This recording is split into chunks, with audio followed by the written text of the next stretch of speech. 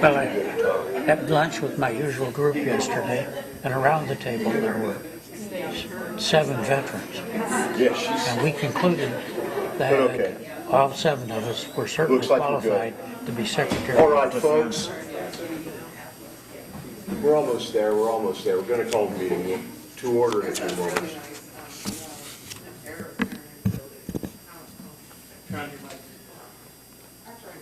I really want to do that.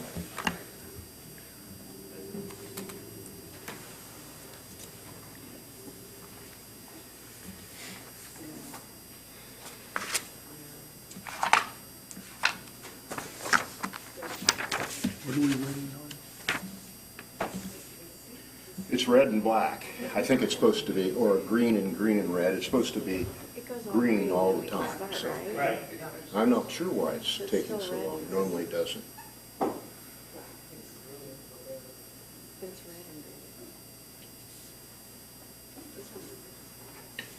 Sending mixed signals is my guess.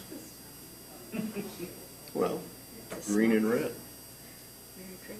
Sort of like our traffic pattern. You know, I've seen some people that are obviously confused, but it seems to be working out pretty well. Yeah, I've seen some pedestrians almost get run down. All right. We're good to go, Germany? All right, let's start the meeting with the Pledge of Allegiance. Would Ms. Pratt lead us in the pledge?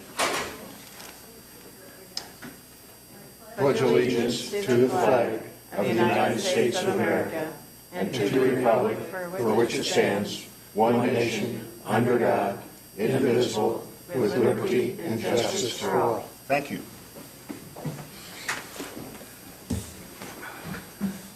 First item, consideration approval of the minutes. The minutes have been circulated. Any questions, corrections, suggestions? I move to approve the minutes as they stand. Second. Any discussion regarding that? All in favor? Aye.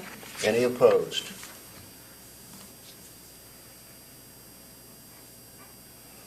Minutes stand approved.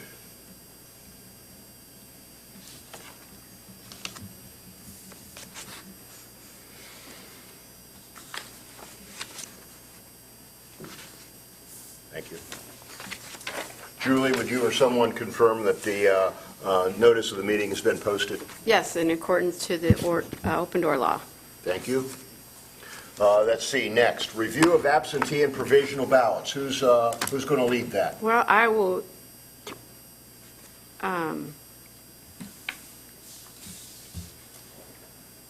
give a review of the absentees first. All right, And then thank you. Germany will. The mail-in ballots, we had 2,434. And,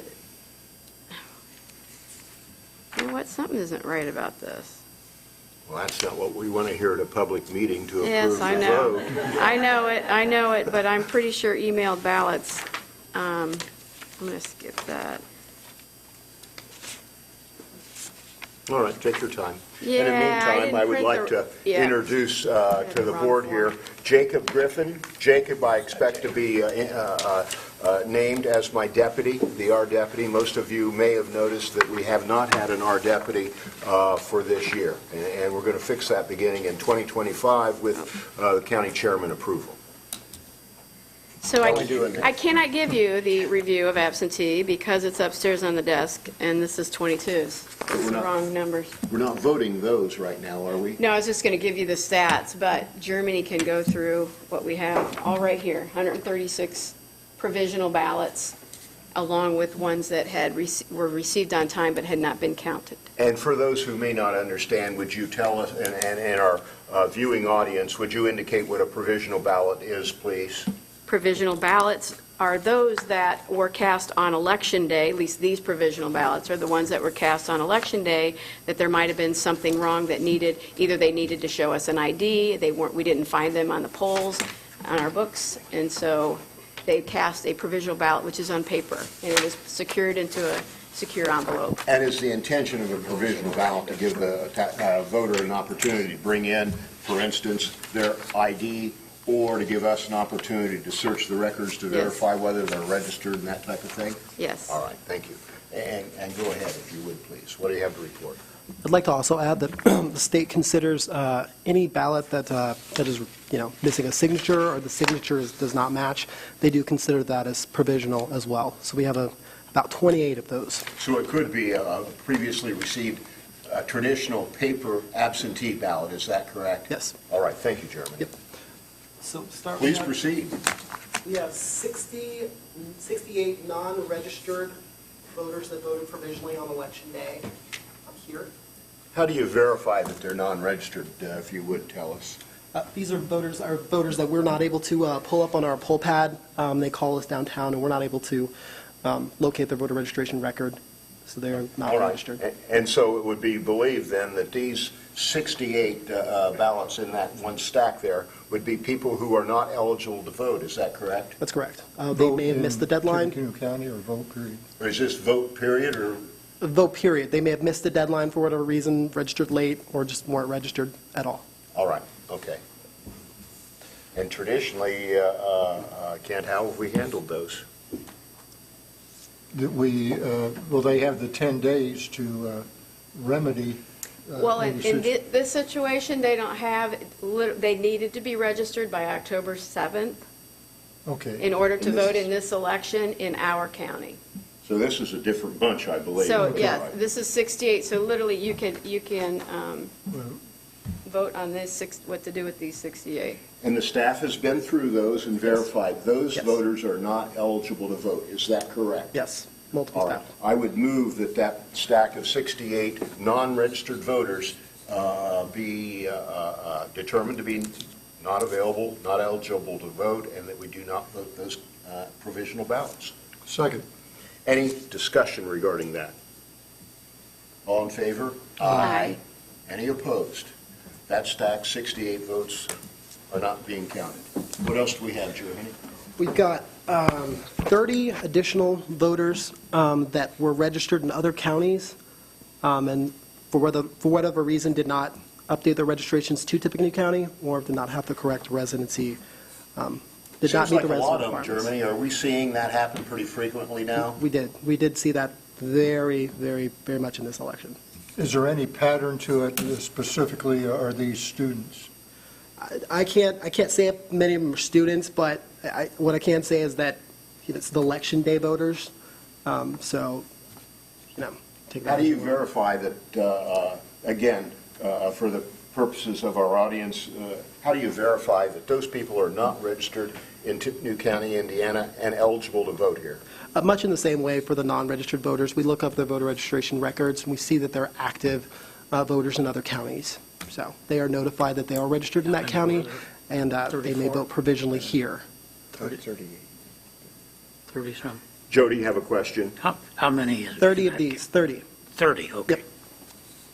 Does anyone else have any questions, comments? Do I hear a motion? Move that we not vote those. All right, and I would second that we not vote those 30 absentee ballots, or excuse me, provisional ballots. Any further discussion, question about that? All in favor? Aye. Any opposed? None. Those 30 additional votes would not be, or purported votes would not be counted. What else do we have, Germany? Okay. We've got 17 more provisional ballots, and these voters were registered in Tippecanoe County, but never re-registered with their new addresses, and so they missed two, either have no vote history or missed two consecutive federal elections. So what happens is they're moved to inactive. The state will then send them a mailer, and they either do not respond, they come back to us undeliverable, and at that point, they're then canceled. So these voters were never updated their registrations after they moved. And we know this because their registration record shows a different address that they provided on the provisional ballot information. So it's very clear to us that they did not update once they moved. And technically, what's the effect of the fact that they didn't update their registration? They're They're not a registered voter, not a registered are they? voter. Yep. All right. So they do show up in our records, but they're not qualified or eligible to vote because their voting status has become inactive. Is that correct? That's correct. Well, I just want to make it clarify, inactive, they can still vote, but once it's canceled, And these have been canceled? yes. Any questions regarding that from anyone? I would move that those 17 inactive voters not be, votes not be tabulated. Second. Any discussion, questions regarding that? All in favor? Aye. Any opposed? So 17 votes would not be counted. All right. Okay, what else do we have? Next, we have 15 provisional ballots from voters who showed up to vote on Election Day, but for whatever reason, through clerical errors, they were not registered. They may have been purged in error, but we did issue certificates of error for each of these voters so that they could be counted today. All right. So, Now, tell us a little bit about how that develops and how that happens. Well, a lot of these are unique. They're not really, there's no singular issue with regards to that. We had one voter show up on Election Day. Another county had pulled their registration, by accident, so they were showed ineligible here, but we were able to, issue a certificate of error. They actually voted in person. they merged two voters together that weren't the same person. That happens sometimes with twins. Seems like I've heard that before. There's a few in here that were actually registered in Tippecanoe County. They've been registered at the same address, but show no vote history, but they've always lived here. Their addresses are the same, so they were purged because they did not, for some reason, return those mailers or respond to them, but they still reside at that address as well. And am I hearing that this is some type of problem, administrative problem within our system? Well, they receive a I know mailing. you're hesitant to ask. They receive a mailing and they didn't reply. And so to the system, it looks like they've moved and there's no vote history. So many years go by after a general election, and then the system would purge them. Can someone refresh my recollection as to how we have addressed those in the past? Meaning, we count them? We usually, We count them when it, we go ahead and give grace there. when, Is that the staff recommendation? The staff would that these be recommend that. considered and counted? Yes, sir, And I take it we've done that in the past, is that correct? we have. All right. I would move to count those 15 provisional that may have some technical error. Second. Any discussion regarding that? All in favor? Aye. Those are voted.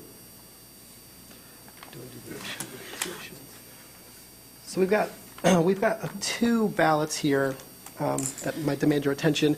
The first one was from a voter who resides in Colorado. They turned in their ballot to their local elections office, who did say that it was received by 7 p.m. on Election Day at their office. Then it was returned to our office on November 12th. So they did complete their ballot and submit it, but just to the wrong office. Don't we have some statute that says these are supposed to be received by, 6 p.m. on Election Day? yes. Yes. So just now, have we encountered similar problems in the past? What have we done? I know what my opinion is, but I want to see what we've The been law doing. doesn't provide very much leeway. That has to be something under the control of this county's election board for the method of collection, whether that be returned by mail or a courier, a family member, a household member. It could be surrendered at any vote center, any polling place, could be brought down to the office. But if something is given to a different governmental agency or not, it doesn't conform to the statute, then the law doesn't provide for us to be able to count it. Maybe a similar issue is somebody dropping their absentee in the treasurer's drop box that's collected for tax collection. That's not supposed to be counted. But we used to have a problem with that, but we went and checked, if I remember right. So that's within our control, and we can address that. and But verify something that surrendered that's to received. a different jurisdiction in a completely different state does not Did you say we comport have with two the of those law. or just one? No. One. Just one for this Okay, issue. okay. particular I issue. would move that we not accept that. It appears the statute does not permit it. I agree. Second. Any discussion, question? All in favor? Aye. That is not voted. What else do we The other have? thing on that, just for your peace of mind, is that, the instructions are clear on what the voter is supposed to do with that. What else do we have there, Jeremy? We've got another voter here who submitted a juror qualification questionnaire form saying that they are not a registered resident of Tippecanoe County. Therefore, it authorizes us to cancel the registration. They did submit this to the court with a signature, And this voter showed up to vote on Election Day and was So we offered have provisionally. inconsistent documentation regarding their ability, their proper registration, is that correct? Well, what we did was we went through and grabbed this voter's signatures to match with the signature they provided on that form. She came in and testified that she had not, in fact, signed this form, so she was given a provisional ballot. So it was sent to her address, the jury questionnaire. And it does look like, in my opinion, that somebody else signed it and said that she no longer was there. But we spoke to her as well, and she said that she did not sign it. Don't know why someone in her household would sign it, but she still lives there. She has not left. And this was from 2020.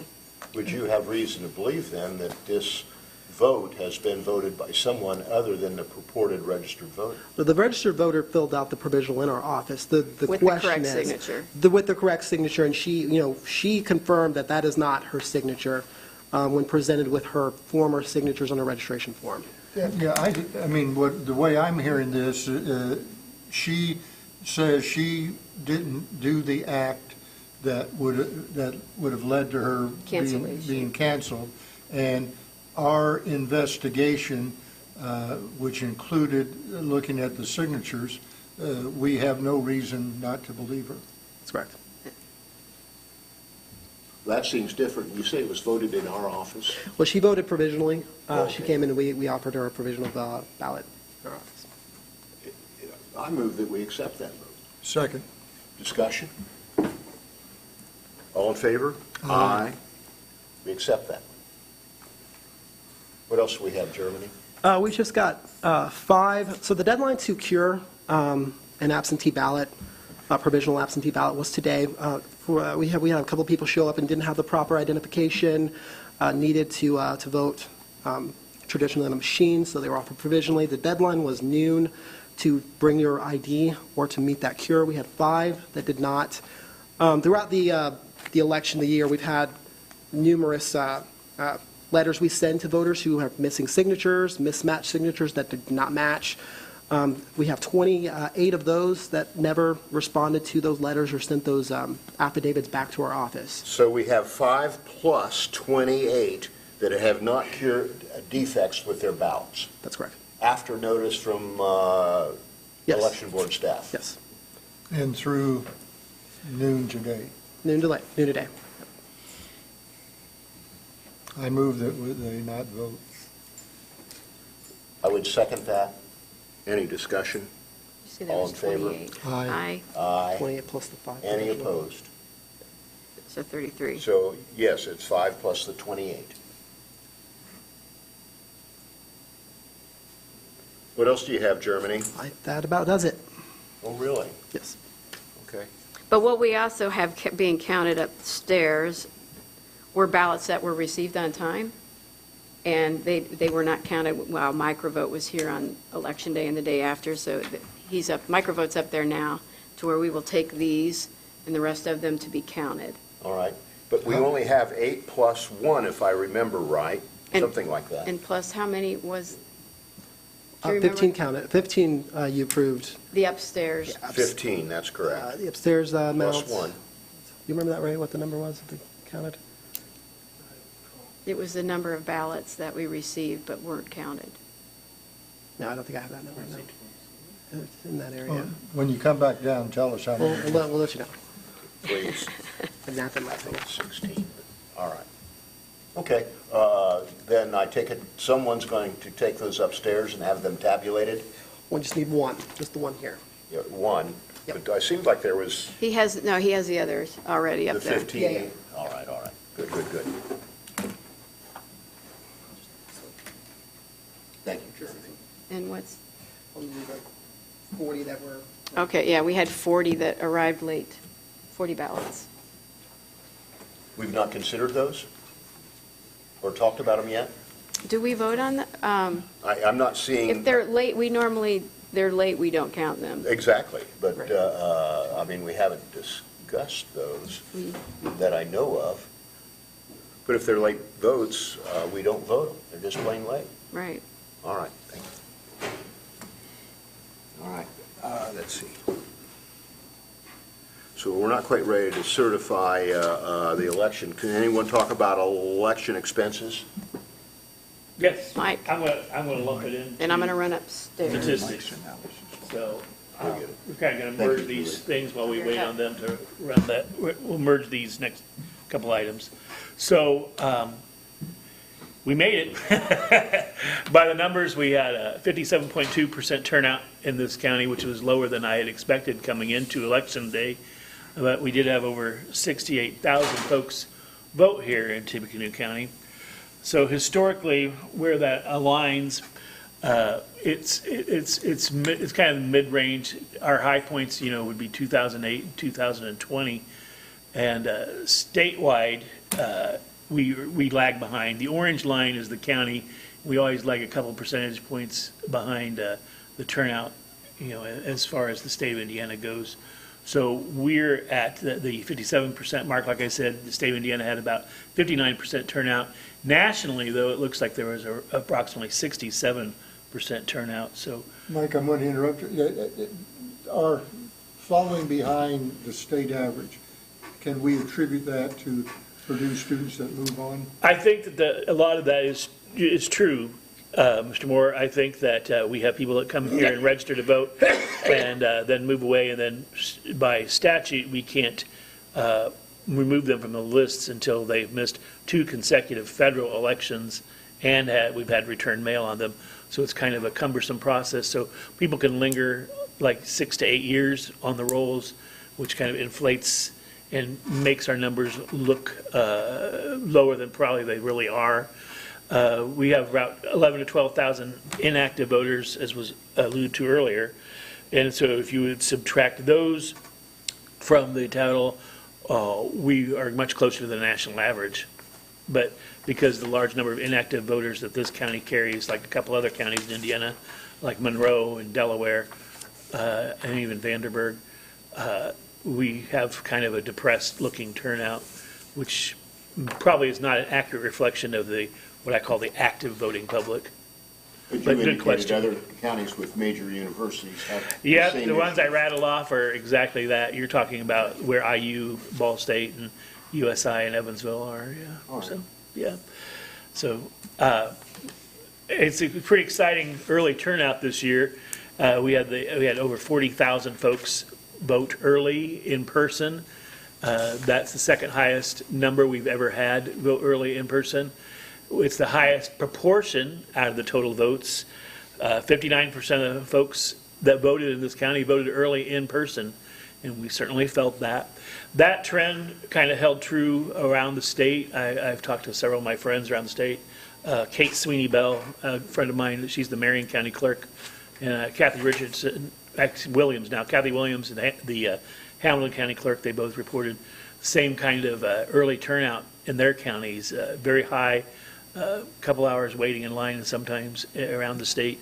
So it was a larger than forecasted early turnout this year. So I'll circle back to that in a few minutes. We had the second highest number ever of absentees in other formats. Mail, the military, and overseas, and the travel board totaled over 4,500. So that's the second highest number ever. And the only number that beats that is the COVID year, 2020. So that's the next highest after that is only half of that.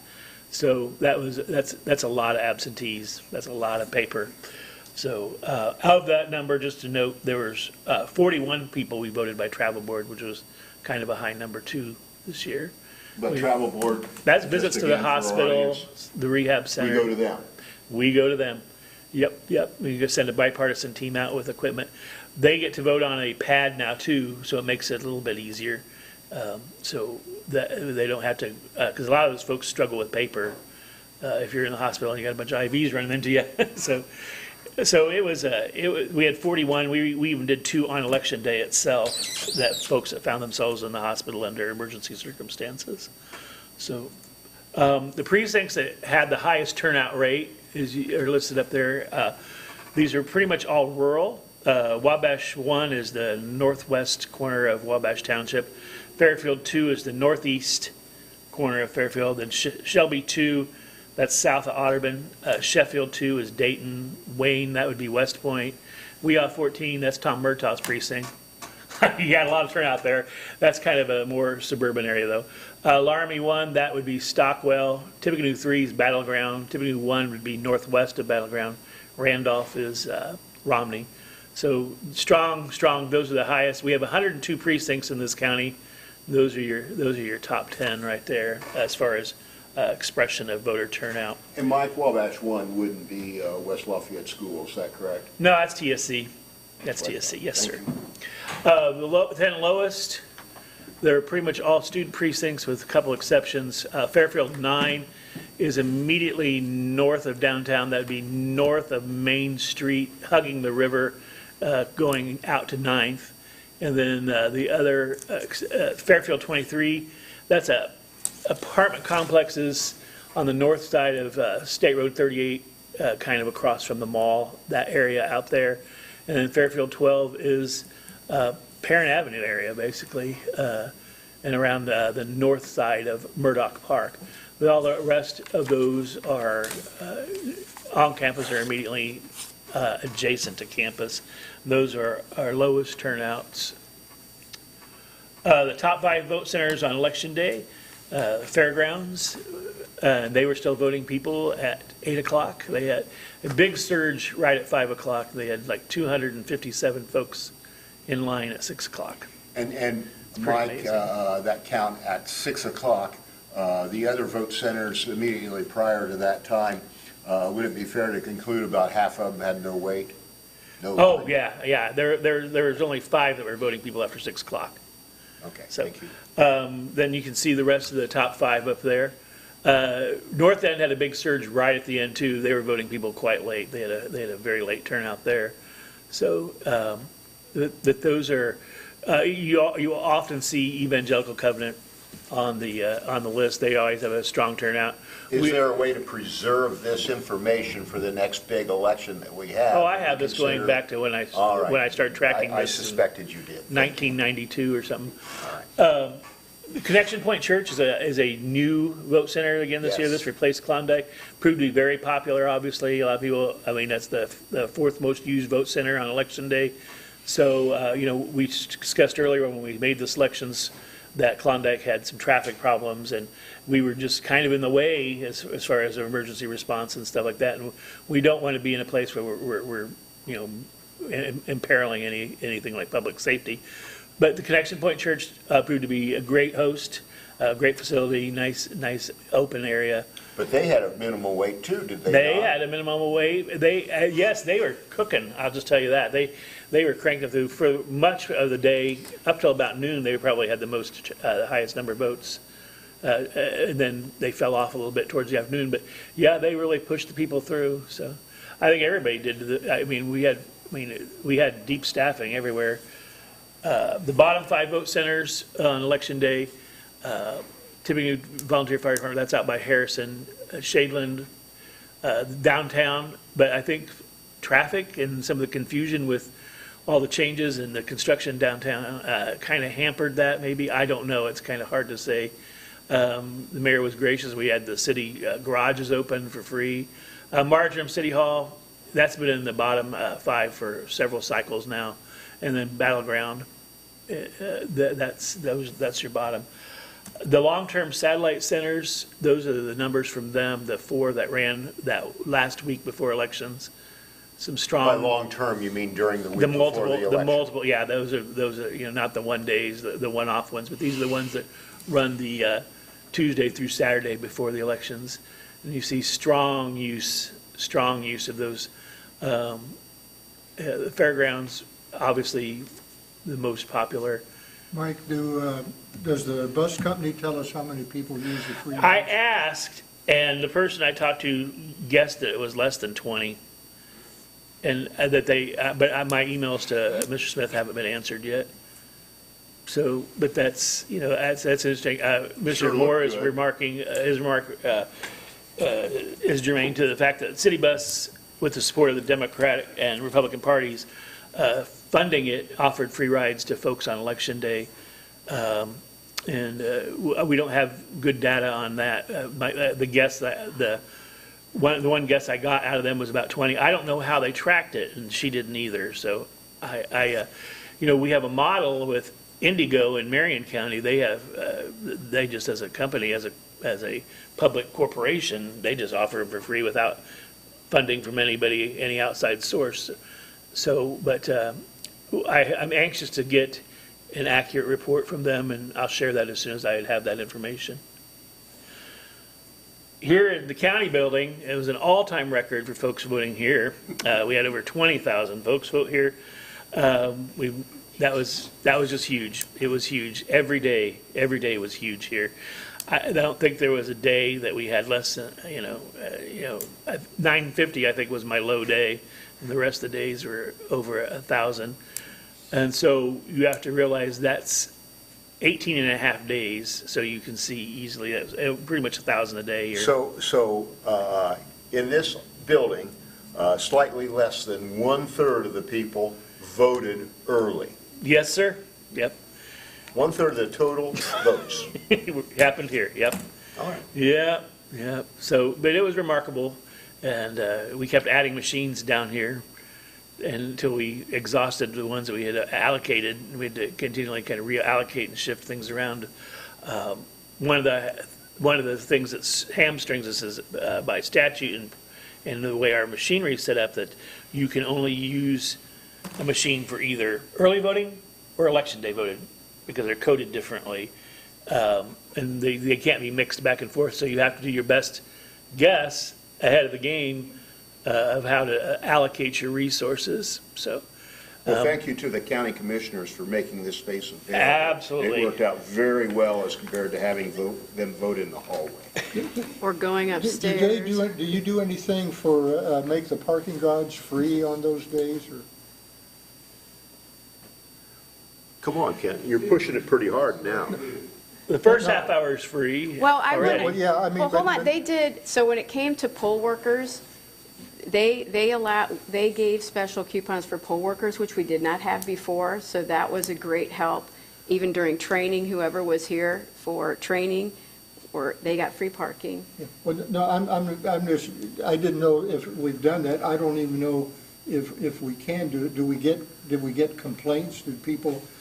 Yeah, we had people. I mean, the whole The traffic and Yeah. and parking situation, we got plenty of complaints about that. And who planned this? We didn't plan this. We didn't even When we know. set this, we had no idea that they were going to. And there was one frightful day that they came upstairs and told Julie and I that they were going to shut down the main entrance to the building because they were going to move electrical Yeah. stuff. And we just you do realize there's voting going on here? No? No, that was Houston Electric, and they worked with us. They said, And they did. They we said- will not do it then. We will not, because Yeah, we they were were not great. going to have the sidewalks closed. It was bad enough, the roads, so. All right. Yeah. We made- But we made it somebody happen. made it work. We made it happen, yes, indeed. This is a kind of a point of interest. I know there's been a lot of focus on the younger age group in this county. The folks that are registered to vote that are 25 years old or under, there are 16,600 as of Election Day, which represents 13.8% of the total registered voters in the county. Nationally, that age group makes up approximately just 10% of the registered voters, but obviously with a university here, it comprises a larger total. Of that group, 7868 voted in this county. That's only a 47.4% turnout rate for that age group. Nationally, they always lag behind the 67 average anyway. Nationally, it's a 55% turnout rate. Those are the centers we tried to hit Purdue with. But where did they end up voting on Election Day? The highest number of folks that were 2,500 voted at Marjoram City Hall. And on the early voting, over 1,600 voted here at the county building. So everybody wanted to vote at the county building. So a fun fact, we had 6 voters over the age of 100. One of them shared with us that her first presidential vote was for Thomas Dewey. So I thought that was great. Impressive. So, 6 voters over 100 years old, which was really good. And these are people in person. These are not mail ballots. These are people that came in person to the polls. So that's just, wow. It just kind of gives you goosebumps. So let's talk a little bit about expenses. These are unaudited and unofficial so far. I calculate for the 2024 general election just shy of $250,000.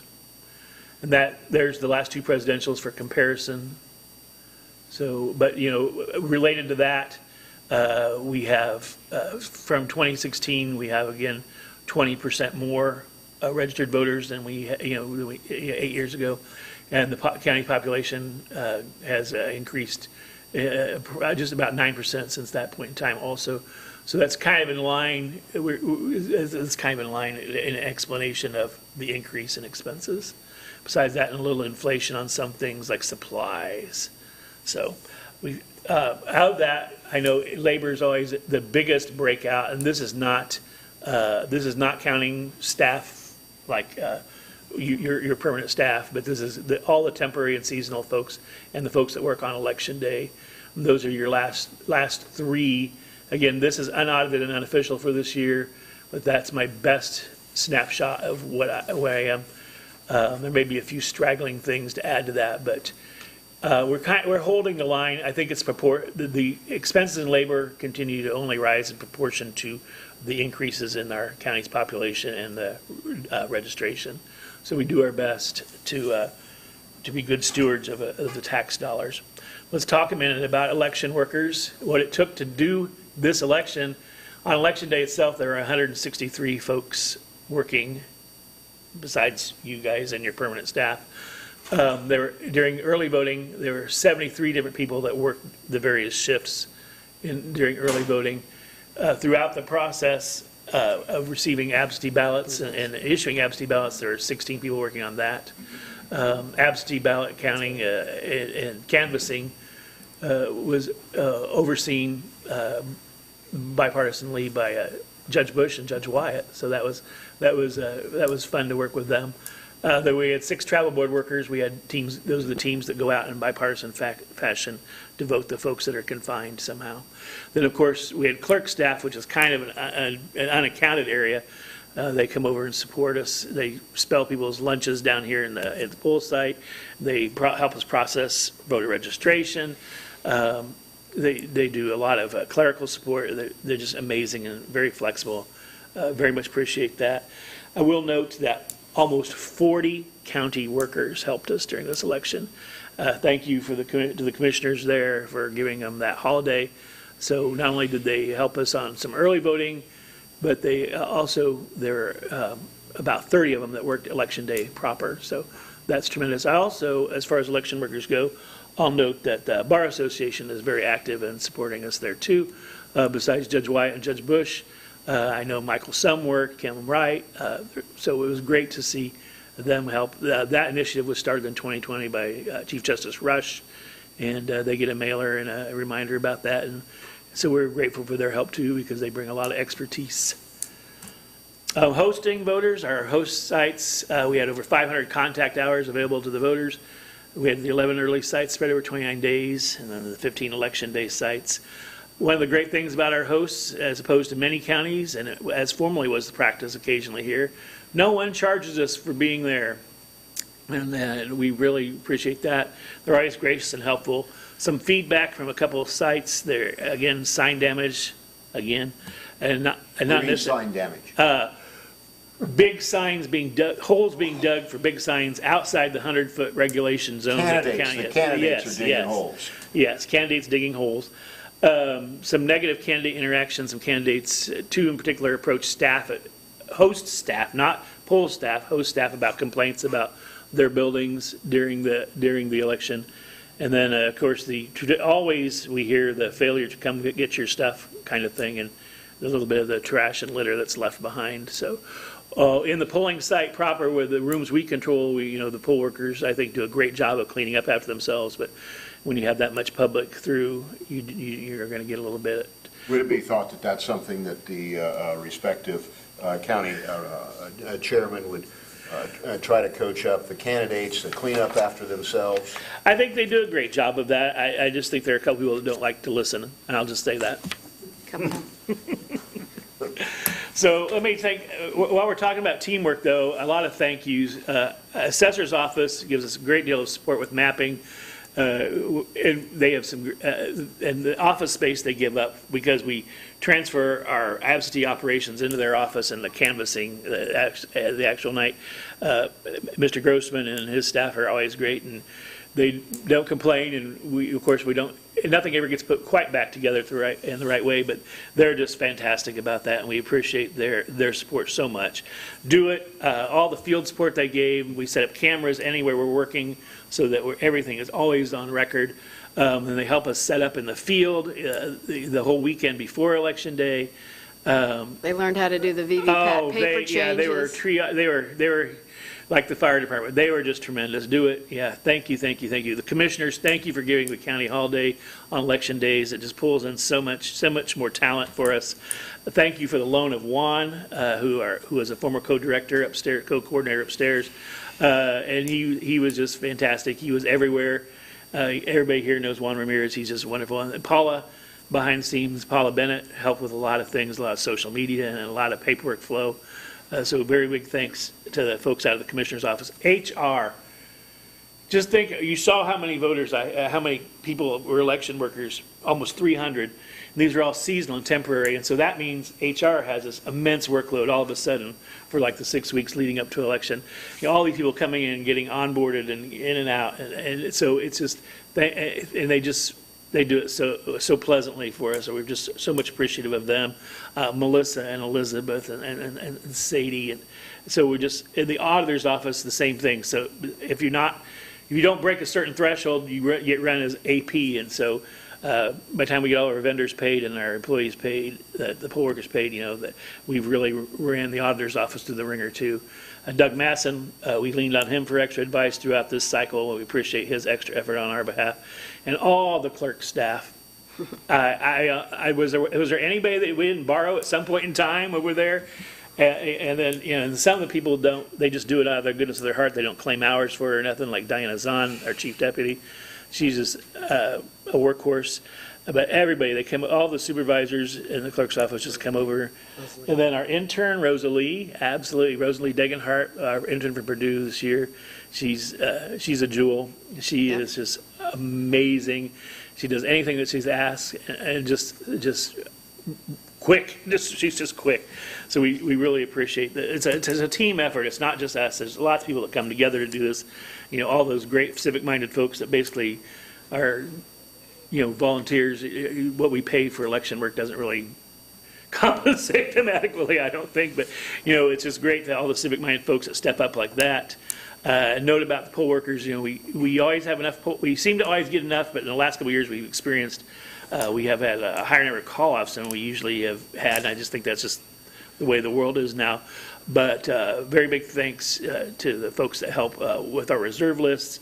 Ken Jones, thank you very much. Barb Knuckle is another one Ken for the Democratic Party helped me a great deal on the home stretch with getting, because when I went through all my reserves, and Ken helped me replenish that. So I appreciate that great dynamic that we had there. You know, I want to add USPS stepped up because they made several deliveries to our office on Election Day, and they did that on their own. They offered to do that, and it was very helpful for us. But it's fun. And here's some comments from some of our poll workers. I couldn't get it very well up there.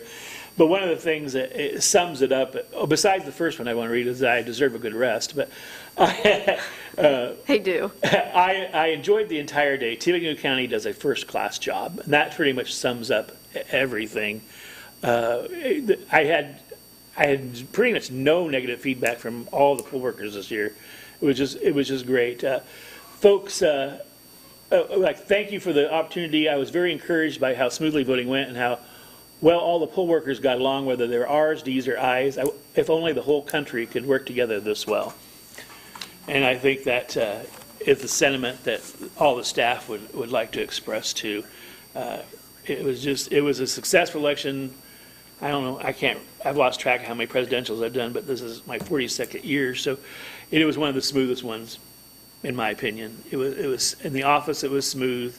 There were lines, there was a few tense moments, but overall this election went off without a hitch. Mike, forgive me for interrupting. No problem. I see your name out there a few times, but certainly I want to acknowledge, you know, office staff. Germany We and got Ray, and Rosalie. We got Mike, we got Germany. I know you guys were running and doing all kinds of things, and particularly our clerk, Miss Julie Roush. Well, maybe you are sleeping again now, I don't know.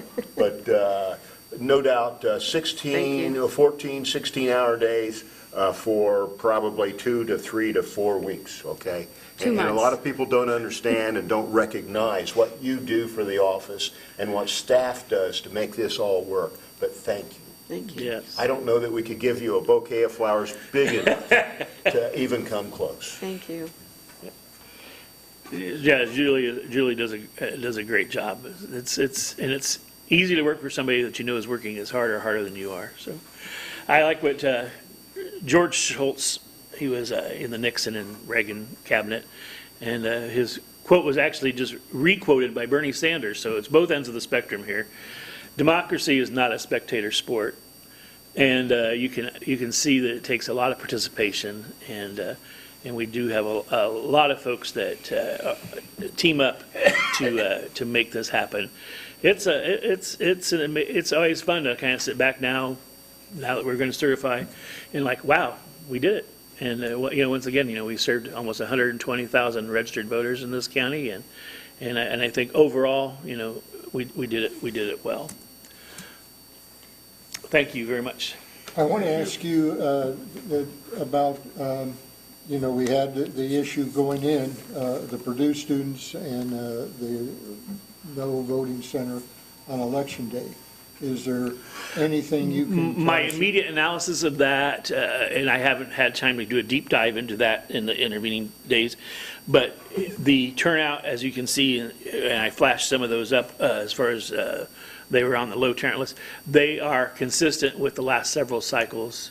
There's been a decline in turnout and in numbers of registrations in those particular precincts or that particular area. And I think that's a couple things contributing to that. I think there's a big effort at Purdue to educate folks that they can vote home, and I think there's an increase in mail-in ballots going back to home counties or home states rather than people registering and participating here. And I just think that regardless of what, I think that's just a tough demographic to young people as a whole, to get them engaged. I think that you'll find my initial analysis will bear out. I think it's going to show that it's consistent with past. I would like to note the early voting center on the Purdue campus when I went over there. Very, very well managed and run. Purdue, or they had 2 people out there directing parking. The only negative that I would have observed was, the traffic over there is just, it's hectic. Yeah. And that would, I think that's always going to be that way, but people showed up, and Purdue did a top-flight job. Yeah, they were gold standard.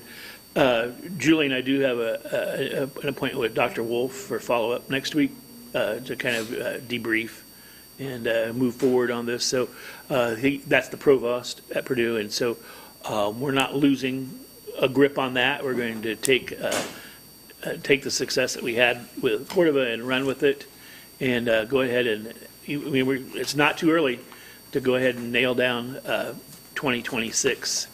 I know you probably don't want me to start talking about the 2026 election yet, but that's what we're going to do next week with Purdue already. So there's no surprises, and everybody knows what's going on. So we're already on it. Midterm, we'll look at it. Yep, we're already on it. So all right, no surprise. Thank you. Yes, sir. Well, do we go back up and consider certification of the 2024 general election? Are we to that point yet? Yeah, but I do want to share some of the mail-in ballot stats that I wanted to share earlier. I didn't have. Mail-in ballots, we had 3,809 mail-in ballots. There were 334 emailed ballots. Those are ones that, so if you're overseas or military, you can email those. Early voting in person was over 40,426. Travel board, we had 41 different places that it had to travel to. and 7 travel board requests refused to vote. Wait a minute. You can't, You invite them, Yeah. they invite us, apply. right, and then they refuse to vote? you get, yeah, Are and they there's inviting us, or is someone on their behalf inviting us? They Well, sign, that's- they sign, that's kind of most of those are in assisted living facilities, and you just catch them on a bad day, or you know, maybe it's kind of hard. And, you know, and we also had 2 pass away before we could get to them too, so, That's not their fault. no. We had 222 mail-in ballots that were canceled. And so that would be, they changed their mind, they want to vote in person, which is pretty high. Yeah, that is. It's pretty high. We had 20 signature cures, meaning, you know, you just dealt with ones that weren't cured, but, so it gives you an idea that you had over 40 that there were missing signatures or somebody else signed it for them. And That's a continuing problem with the paper absentee ballots, is it not, though? I mean, that's Yes. what I remember, that for years and years and years, that was a challenge, so. yes, so, and I just glanced, those are the results. Those will be our total, that's our certified results. They're making copies so you can all have them. I did not see any change in any of the totals of, or who won. Do we know how many total additional votes we voted today? Well, That that would was in have, the air a little bit. that would have been- I have 16, but that doesn't mean that's the official. My notes may not be accurate. there would have been the 16, and I'm thinking the 15 of the ones that we had received beforehand. Oh, okay. The ballots. The 15 provisionals. The 15 that we received in the mail but weren't counted Okay. the election okay. day because we did not know we had them. If you recall, lots of people bring in from the vote centers lots of stuff, and we have to get through that. We did not get through all the places ballots were at before microvote left. And is that some of the ballots that we were concerned about at 11:15 on election night? Well, we didn't know that we had them at that Well, time. they were all in the bags, weren't But, they? yeah, All right. I know of 2 instances. One person told me, a voter told me personally, this about sight, people that had sight problems. yes. Our machines are set up so Thank a you. sight handicapped or person can vote by themselves. And it seems on 2 occasions, the one that talked to me personally and the one we heard about on Election Day, that information wasn't made available to those voters. I mean, 2 isn't a big number, but No, it's very disappointing, and we know what one day, and Mike has looked in to see who was working that day, because that one of them occurred right here. We didn't get a phone call upstairs. There is, none of our machines are not working. They're all working. They're all performing fine. And I think it was a training issue that somebody didn't know how to do it, didn't maybe want to look for it. We don't know exactly why. We need to get a hold of those poll workers to see if they recall, but we know the exact day. But on a go-forward basis, to address that too, you know, I'm going to have a card made, you know, like a laminated card, something like, you know, this, to put at every vote center instructing, reminding them, even though they've been shown in training, reminding them how to use the double talk device. And then I'm also going to, as part of training, everybody's going to have a sign-off sheet that they have to sign if they acknowledge they've been trained on this and understand it. Just to make sure, just to ensure that I know that these people understand how that's supposed to be used and I'm supposed to offer that opportunity. So those are 2 pieces of low-hanging fruit that we're going to pick to address the problem. And then, as Julie said, we're going to follow up with, we'll figure out who in particular this was, and they may get put on the quote-unquote no-fly list. It's not a difficult system. You plug it in, you put on the earphones. It's, What I think probably happened was that just their mechanics of their machine, you got to put it in there before you put their ballot in. They probably did it the opposite, Oh, and it wouldn't work for them. Yeah. and then they don't have a choice. We had an issue come up. The statute says the voter has 3 minutes at the machine to vote. And it's been raised to 4. it's okay. Did we have, and I know we had one incident early on, how, did we have any issues with that?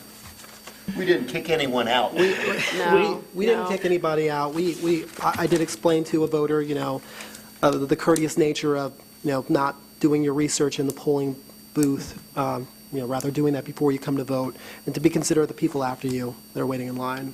We didn't kick I anything went more so this year than any year in the past and watched early voting, and I timed people. Some of the staff were a little nervous. They couldn't figure out what I was doing when I was running a timer on them.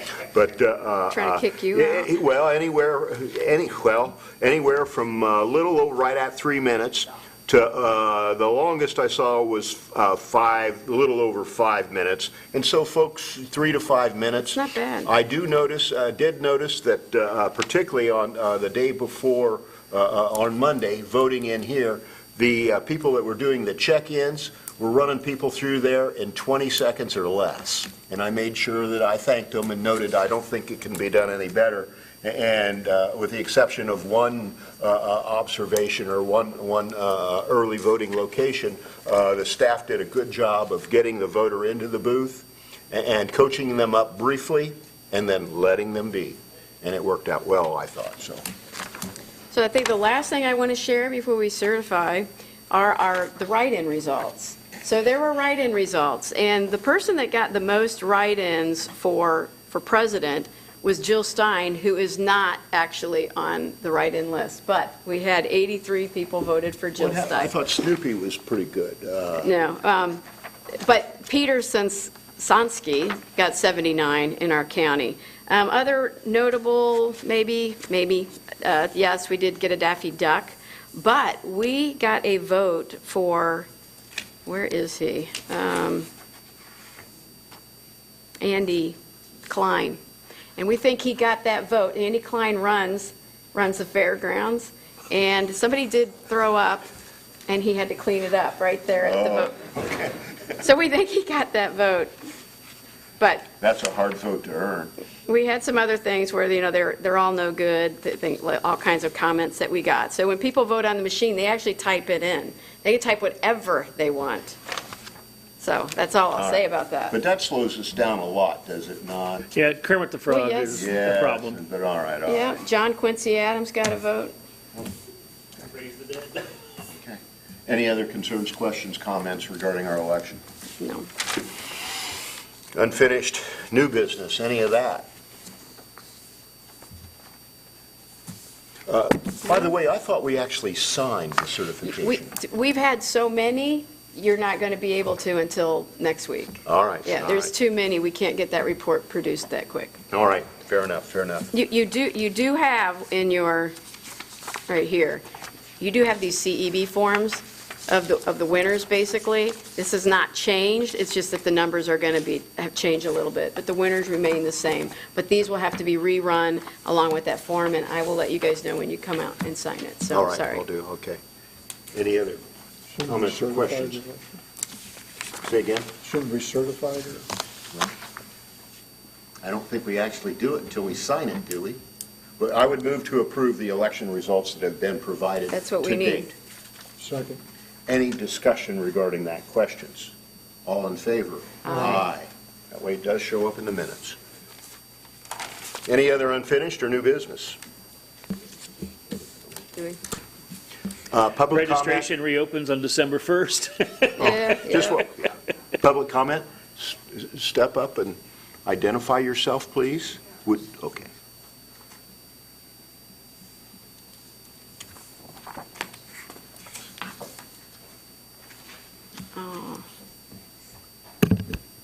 Hello, I'm Melissa Wakshaw. I live in West Lafayette, Indiana, on Sunset Court, and I voted for early voting on Friday, December the 1st.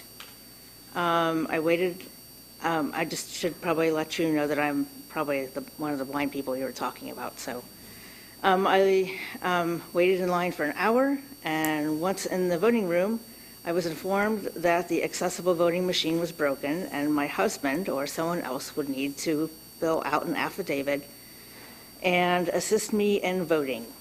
So filling out the affidavit went smoothly, and I was soon in the booth to vote. My husband read the ballot to me and entered my choices into the machine. So then I was able to push the button to cast my vote. Some might call my experience a success, as I was able to vote. However, and I hope that you guys on the board do too, consider it a failure. Not because people didn't have adequate training or understand the training, but because as an adult and as a person, as an American citizen, the right to vote was not met. The right to a secret vote, and then the right to be given options and to make choices on how to proceed were not given to me. No one offered to get a different machine or provide a time when a machine would be made available. I wasn't asked if I could come back at a different time. Last year, I voted at a local precinct and used an accessible machine, and everything went well. What was different this year? I am not, oh, sorry about that, sorry. I changed my speech since I wrote it. I believe that the poll workers made the choices they did while also fulfilling their obligation as a poll worker. Voting laws and policies exist to make things more equivalent for all people. Because of equal access laws, we have the technology to give blind citizens access to secret voting. None of the laws and policies mean much, though, if the people, the election workers, don't believe giving people access to those tools isn't every bit as important as voting, actually. I'm confident people know that point in general, but have trouble applying it to people who have obvious special needs. For example, if something happened to the voting machine and all the people in line could only vote by telling the poll workers their choices, and the poll workers would then enter in the choices into the voting machines, would the voting locations close until the machine was fixed? I think so. If someone wasn't tall enough to use the voting machine, would they be told they had to have someone enter in their votes for them? Or would someone find a way to lower the voting machine or find a step stool? Maybe. I have recently attended a Friendsgiving. In addition to all the work preparing for a large crowd of over 30 people, my friend looked up and made Braille labels, 3D Braille labels for all of the drinks. I was able to get my own drink if I wanted to. She understood something most people take for granted, reading labels, could be made accessible, and felt it was her obligation to give me that same opportunity. How much more should election workers who believe in the importance of voting feel a similar obligation to give every possible voting right to everyone who votes? Great. There's a saying my husband likes to quote: "Culture eats policy for breakfast." In other words, people follow culture more than policy. Culture is set by those in leadership. The laws and policies are there for accessible voting. I'm sure there are people here who know much better than I about that. So that leads us back to culture. Until the culture is to feel a driving obligation to provide every voter with all their rights and privileges, not just getting people in and out of the polls efficiently, nothing will really change. Some people will end up bending over backwards, while others will merely follow the minimum requirements. I am here now asking for this culture change to start today. Thank you for your time and for listening to my request. Melissa, I assure you, and as you note from the idea that we've already discussed this matter, that this is an issue on our radar. And certainly our apologies regarding how it was handled as to your circumstances, but we do always strive to do better. Thank you. Thank you. Anyone else?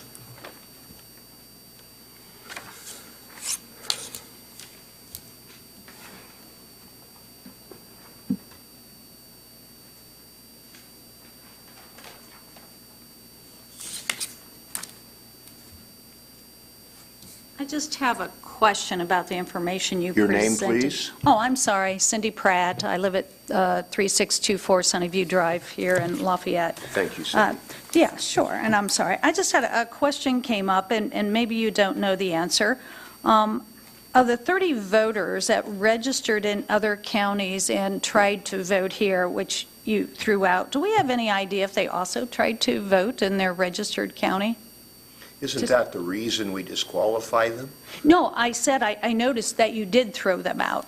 Yeah, but, so you're saying you threw them out? I think that, and someone else can tell us, but if they register and attempt to register here, it shows up on the state system and they cannot vote anywhere else, or am I mistaken on that? You can only have That's the one, reason you we can have only a have one statewide live system. registration Right. at a time. We would not see, on election day, there's no cross-county connection. We cannot see what poll book check-ins at another county. That's a good thing, because, nothing's connected. So there's no cross-county checking on election day. We can look up a registration, but we can't see a poll book check-in.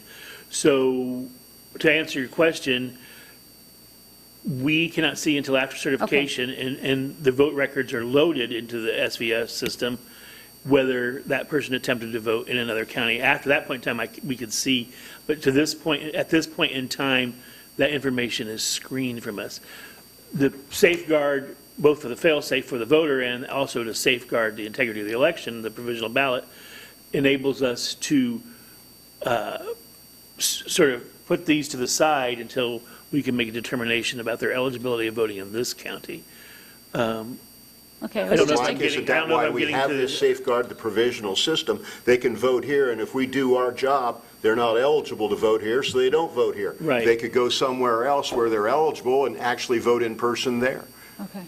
Yeah, it was just a curiosity as to whether we knew if they even, And I If- suspect if they're it's- coached up. I mean, the classic you get is the person that's down in Indianapolis calls us at 5:55 PM and indicates that they think they may not be able to get here on time. But they can go elsewhere where they're registered to vote. okay, thank you. Thank you, Cindy. Anyone else? Other remarks for the good of the order? Move to adjourn. Second. Discussion? All in favor? Aye. Meeting's adjourned. Thank you all.